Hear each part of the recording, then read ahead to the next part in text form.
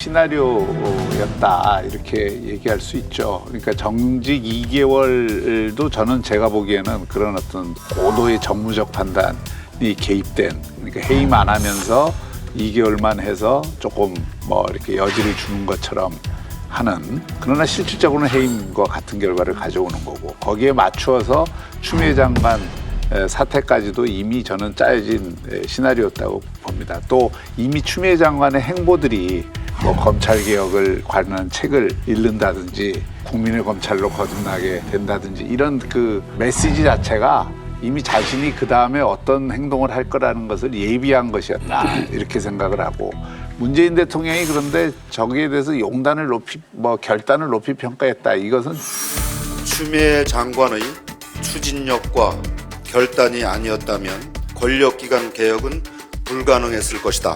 추 장관 본인의 사의 표명과 거치 결단에 대해서도 높이 평가하며, 추미애 장관이 국민들을 이렇게 피로하게 하고 우리나라 법치주의 근간을 이렇게 흔드는 그런 행동들을 한 것에 대해서 문재인 대통령이 추미애 장관이 마치 잘한 것처럼 이렇게 평가를 하는 것은 저는 그 국민들의 그 민심과는 상당히 동떨어진 것이다 이렇게 생각합니다.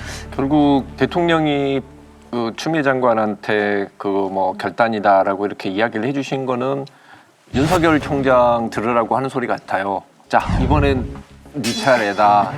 너도 나갔으면 좋겠다. 뭐 이런 이야기인 거고.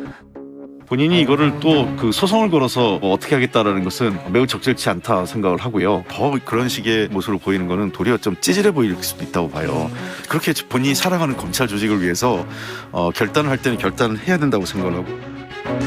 사실상 지금부터는 윤석열 총장은 그동안 징계 절차를 매우 정치적 사안으로 만들어 왔단 말입니다. 예. 지금까지는 법무부 추미애 장관과의 싸움이었다면 이제부터는 임명권자인 대통령과 싸워야 되는데, 정말 윤석열 총장이 대통령과 싸움을 계속 할 거냐, 윤석열 총장이 선택해야 할 문제라고 봅니다.